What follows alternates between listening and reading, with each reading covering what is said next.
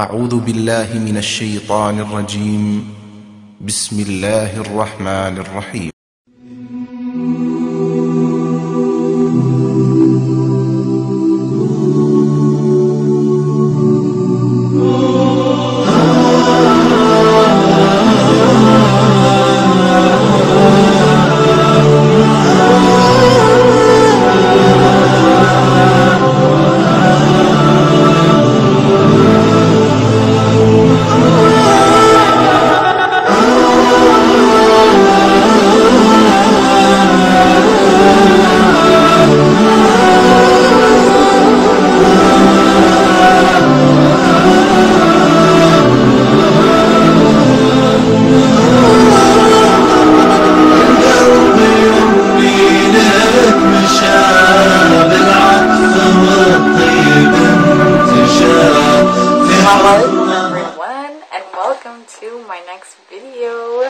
I know I said it was going to be about hijabs, but upon request, it's about Salah.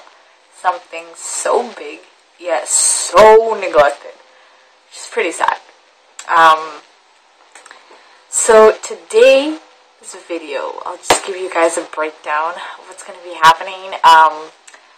First, we're just going to talk about Salah in general, and then some information, some informative stuff, and then we'll get to the examples of Salah, and then the types of Salah that people actually do, which is pretty funny because, trust me, I've seen it in the masjid, and I gotta let you guys know what it's about.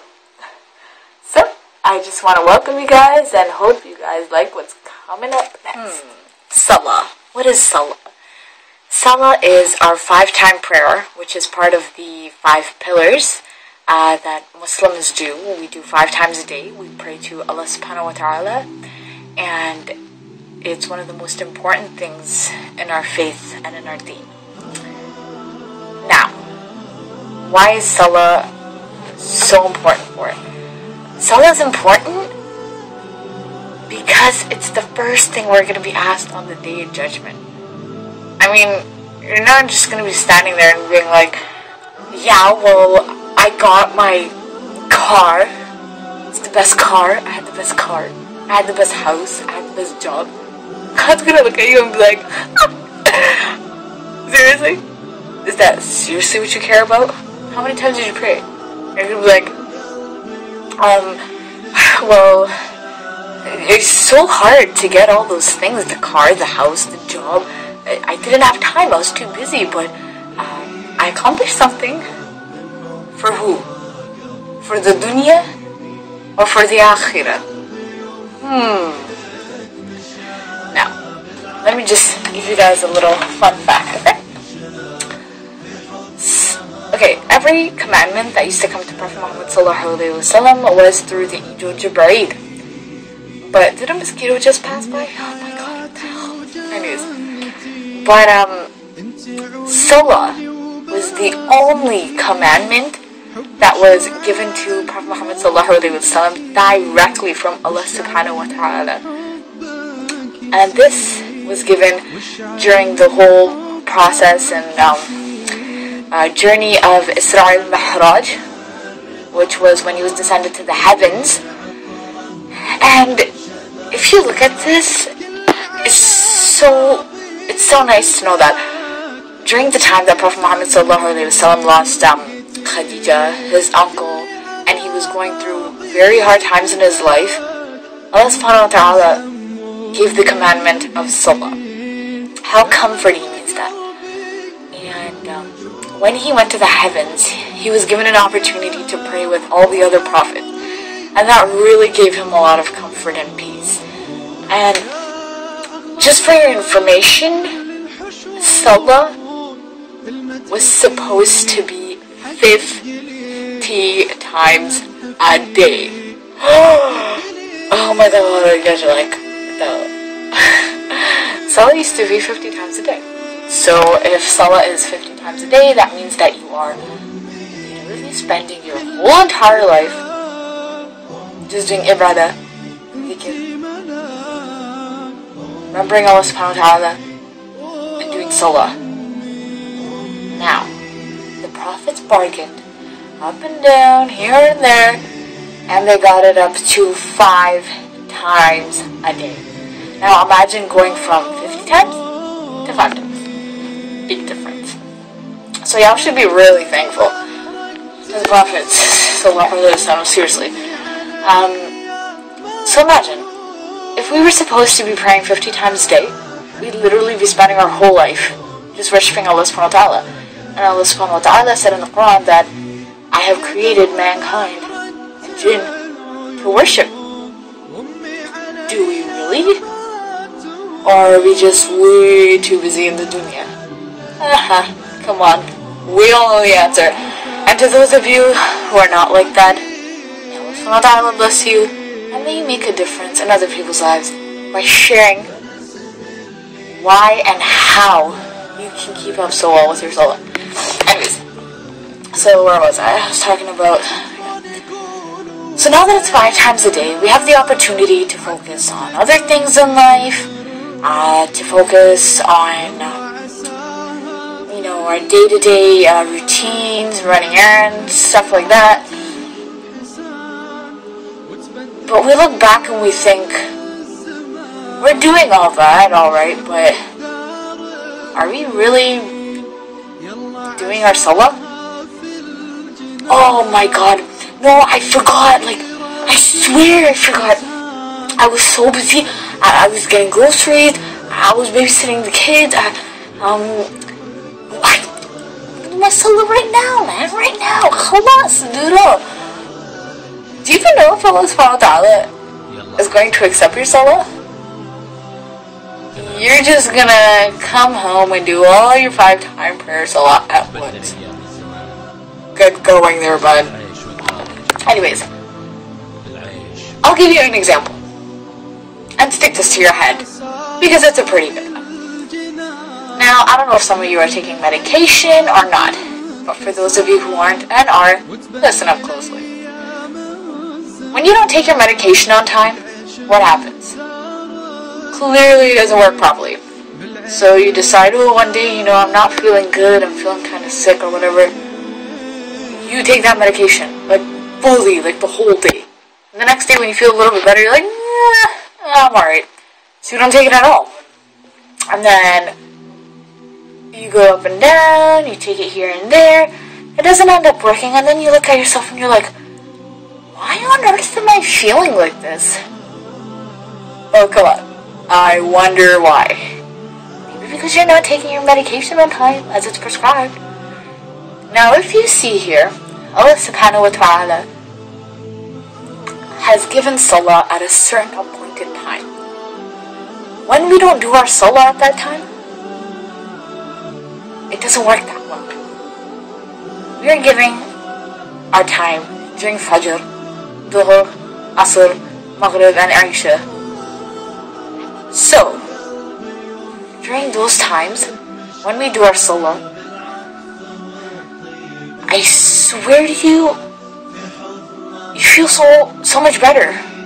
No matter what calamity falls upon you, God forbid, but still, or what stress comes, whatever, you feel like you can handle it. You get these positive frequencies and you feel like, no, I can deal with it. Allah subhanahu wa ta'ala is with me. But when you don't, that's when shaitan gets a little hold of you, and then you get too busy in the dunya, and that mosquito is really bothering me. But, yeah. So you get occupied, and then you're like,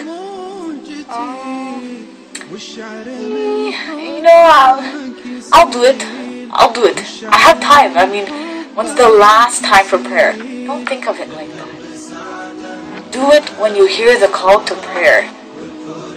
Imagine, you're hearing the adhan, and you're like, I'll do it. Yeah, yes. Wait, guys, I need to check my Twitter, my Instagram, my Facebook, my messages. So now everyone else is more important than Allah subhanahu wa ta'ala? Whoa, dude. Maybe when you're doing something here, right? Anyways, I'll give you guys another example if that didn't help. So, you're in front, you have court. You're in front of the judge.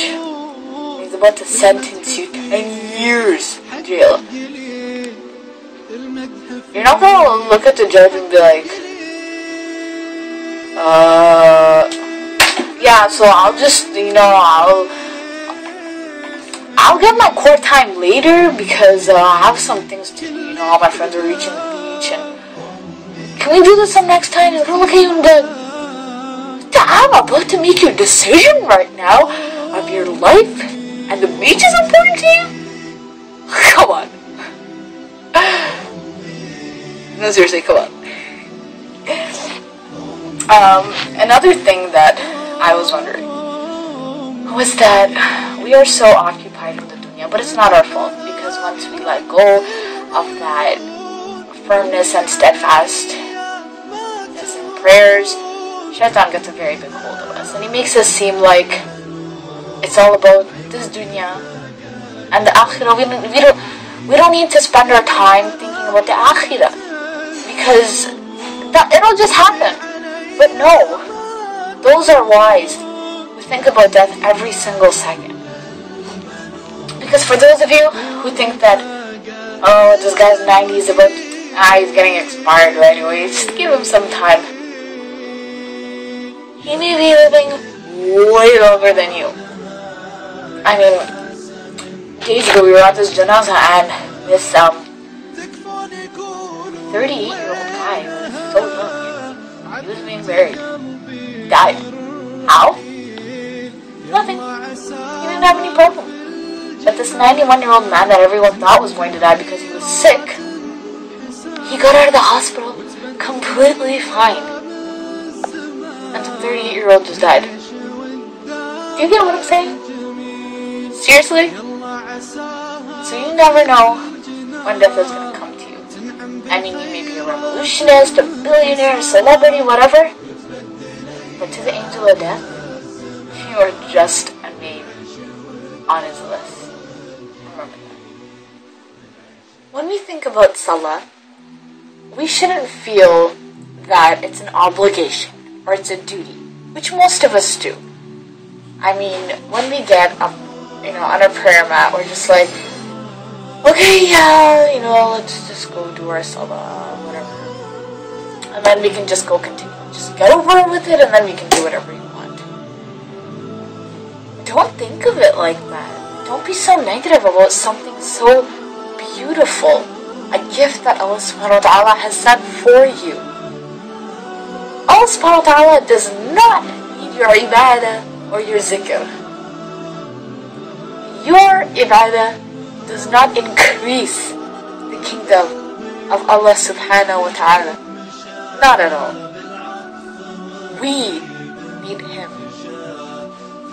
And we shouldn't only be selfish enough to remember Him when we need Him, but every second we should have gratitude and be thankful for everything He has blessed us with. If you were on the street, how would you feel? How would you feel if that pride that you had, automatically broke because you had to ask people around for money or whatever? What's that arrogance gonna get you? Allah subhanahu wa ta'ala in 2 seconds can put you in that position. But no, He doesn't. Because He's the most compassionate, most merciful. Yet we don't realize that. How many of the favors of our Lord do we deny? So we are. Now, this thing that I want to talk about is really interesting because we all do it. I mean, there's days that sometimes I'll admit I do it too. But I'm really working on it. So we get up. Literally, this is us. We're doing our Salah and we're like, let's go to letters. And then all of a sudden, before we start Surah Fatiha, or after we start Surah Fatiha, we're trying to say Surah Kafirun or Surah Ikhlas or Falaq. And this is us. In our head we're like, listening to me. What did he say? But that was so nice. Or, what's my wife doing? Why is she hiding things from me? Or my husband. Or, okay, I have to get this done, that done. And then all of a sudden, we forget that while we're praying here, I mean, you gotta finish and you gotta do your rakoo. But no, we're so occupied in daydreaming. All of us daydream a lot during Salah. We all know that. That during Salah we think about the most weirdest things that we probably won't even think about anywhere else. But it's because we're in Salah. And Shaitan is right here. And he's putting in your head and putting in your head and putting in your head. And you're there and you're like, oh, okay. And then you're like, you know, sometimes you swing back and forth and you're like this. And then you're like, oh, you know? You are in front of the judge of all judges, the doctor of all doctors, the creator of the heavens and the earth, and you're daydreaming? How about that? I mean, you're not going to be standing at a doctor's appointment like this, and the doctor's going to be like, okay, you know, how are you doing today? Just tell me your problems, everything like that. And the doctor's looking at you like this, and you're like, and the doctor's like,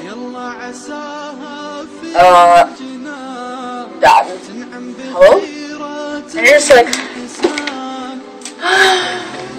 the doctor's just like, get out of my office. Don't book an appointment if you're going to come and stare at the walls. I mean, that's craziness, and I can't help you with that. Or if we're at a court, and the judge is like, okay, 10-year sentence, you're going to jail, and you're looking at the judge and you're like, you're just going to be like, do I need to send you to the mental hospital too? Aside from jail? So we're daydreaming all the time about things during Salah, but we don't know that we're given the success that we look for our whole entire life 5 times a day by Allah subhanahu wa ta'ala. I'll give you an example. There's this person who said barbers don't exist because so many people there are hairy and dirty out in the world. So barbers don't exist. A barber looked at her and said, if they don't come to me, how on earth am I supposed to help them? I'm not going to go to every single person and help them. I'm a barber. They come to me, I do my job, I help them. Same way with Allah subhanahu wa ta'ala. Just because so many problems exist, you can't blame it all on Him and say that He doesn't exist. How many of you actually go to Him, ask Him, and see His favors, see His miracles, see His love, and His blessings? You can't base something or try to make a reason with something when you don't even try to experience it yourself. Religion has a lot to do with spirituality, and until you never experience something like that, it's hard to make such a statement. Now, also procrastination with Salah. Every time we're about to pray, you find us all, we're like, oh, okay, the adhan goes on, and you're just like, okay, you're sitting here, the adhan is going on, and you're like,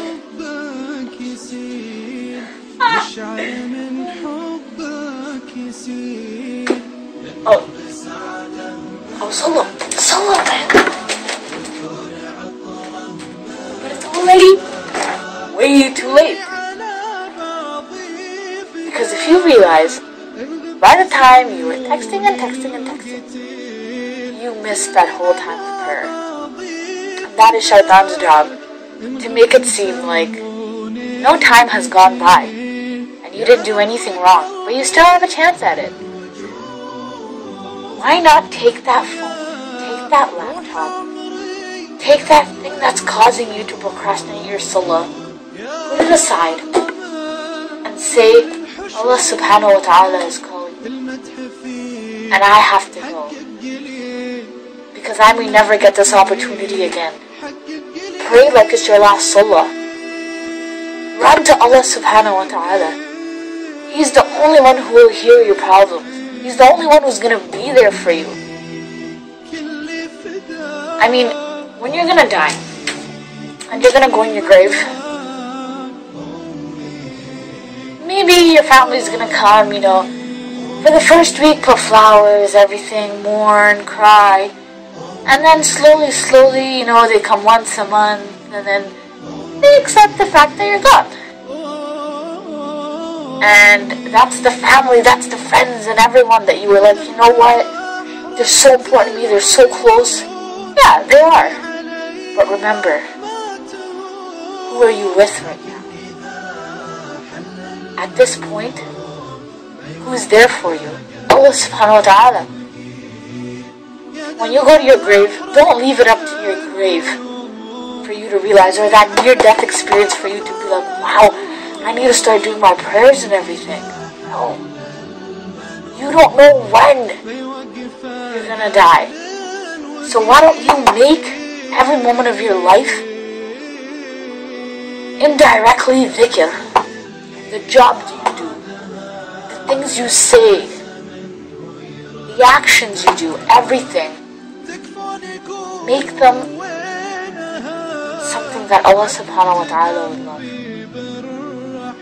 And remember, you are the author of the book that you're going to receive on the judgment.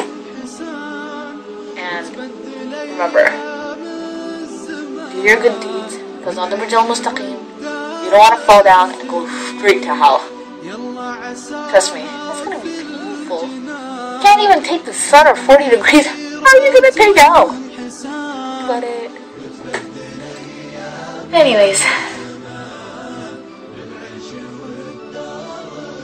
Another funny thing is that, I'll give you another example. I'm full of examples today, so I'm just going to give it out because that's what helped me. Examples.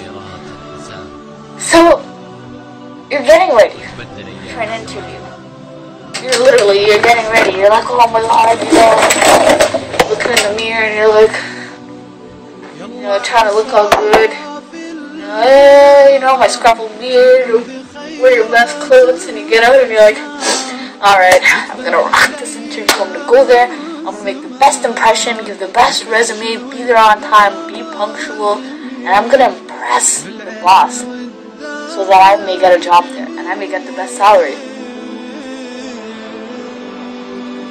What about Salah? How come you can go impress your boss, but you can't impress Allah subhanahu wa ta'ala?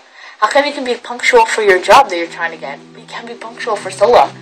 How come you can look so good for work and be so excited, but when it comes to Salah, you'll just wear whatever and you won't even probably do your wudu properly? Because you're just like, oh, okay, yeah. Why?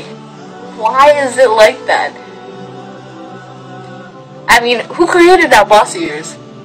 Who? Allah subhanahu wa ta'ala.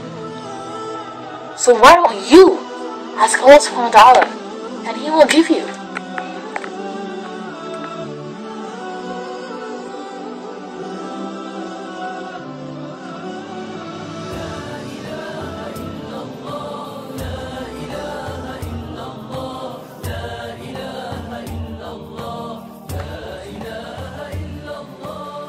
It's time for Salah.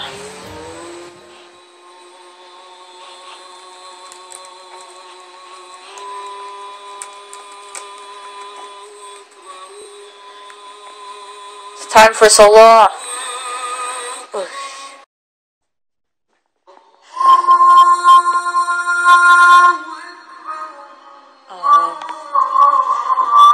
It's good, whatever. It's a good time.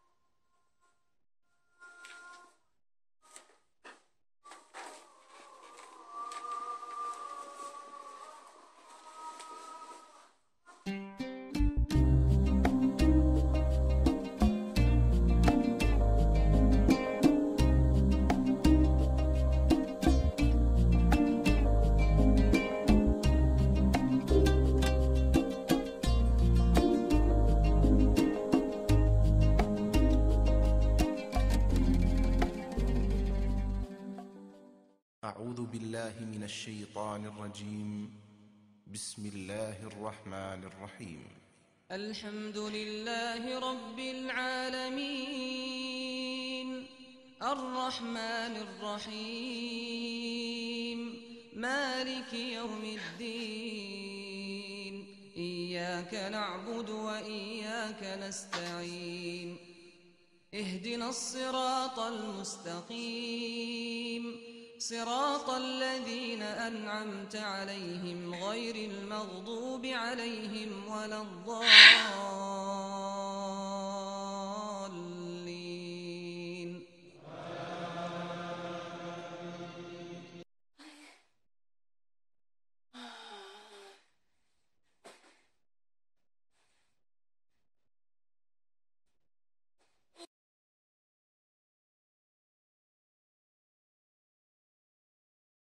Okay, last but not least, coming to the end of the video, I just want to leave you guys with some points before I end the video. One, the fact that for Salah, we always put the need of our bodies before our heart and soul. And it's funny because the body is eventually going to pass away, but the soul will be left. So we're afraid of our body dying, but not our soul, which actually lasts in the hereafter. And also that Salah protects you from fahsha, evilness, shamelessness. It's like your protection armor until your next Salah, so that you won't do anything bad. There's a reason why it's important to pray, because it really, really, really helps you when you are trying to avoid sins. It actually helps you as your bulletproof armor against shaitan. Now, shaitan will always, always, always procrastinate your salah, distract you during salah, but that's where you have to bring in more khushu in your salah. You have to have a lot of khushu is obtained through this feeling of praising every word of praising Allah subhanahu wa ta'ala. So in Surah Al-Fatiha, whatever you say, feel it. When you say, guide us to the straight path, don't let us go astray, guide us with those who are righteous, you feel it. And you actually, when you're praying, you're asking that deeply from Allah subhanahu wa ta'ala. And secondly, that as humans, when I was talking about the putting bodies before souls, that was cool. We can wake up to use the washroom. Like we will. We're sleeping and we're deep asleep. But if we gotta go to the washroom, we gotta go. You're gonna get up and you're gonna be like, oh my god, I have to use the washroom, oh my god. And you're like half asleep, you're like, but you're using the washroom, and then you come back and you're sleeping. And then the adhan for Fajr goes on and you're like, 2 minutes, I'm gonna sleep, and then all of a sudden you wake up and it's 8 o'clock and you're like, oops. So that's what I meant by putting our bodies' needs before our souls. And when the people of paradise ask the people who are in the hellfire why they're there, they're gonna be like, because we were not amongst those who prayed. And that's in chapter 74, verse 42 to 43 of the Quran, glorious Quran. So, it's funny how we take showers and everything because we don't like physical dirt on us. We don't like being dirty. Well, at least some people don't. They don't like being dirty. So we take showers, we cleanse ourselves, purify ourselves. But what about that dirt we have inside us? From sinning, from doing harmful sins, from doing wrong. How are we supposed to purify and cleanse that? Don't you think our inside is more important than our outside? You always keep yourself clean outside because when you do wudu for salah, but your inside is very important. And remember, always ask to purify your inside water, because that's very important. So the video is coming to an end. It's over. I hope you guys enjoyed the video.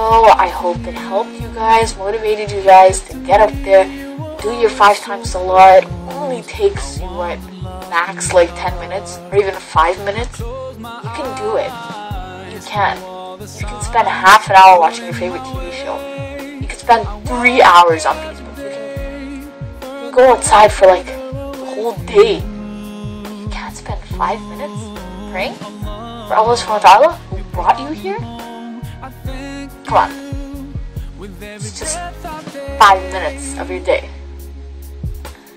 And also, don't let society and the dunya control you and prevent you from fulfilling your duties to Allah subhanahu wa ta'ala. That's when you know that society really has a fight with you. Because no matter what, you are supposed to be different and unique. And show them that you will still follow your faith regardless of anything. I mean, people during war even prayed. I'm sure you can pray during work or something. So that's all. I'd like to thank you guys for watching the video. Jazakullah Kheir. Please like, comment, share, and subscribe. Thank you. And by sharing it, as I always say, you are doing a good charity. You are doing a good deed. So thanks for that. And also, if you guys have any other recommendations for videos that you guys would like me to talk about, if you guys would like to make a video, do let me know, inshallah. And remember, Shaitan just refused to do sajda once. But how many times have we refused? Assalamu alaikum.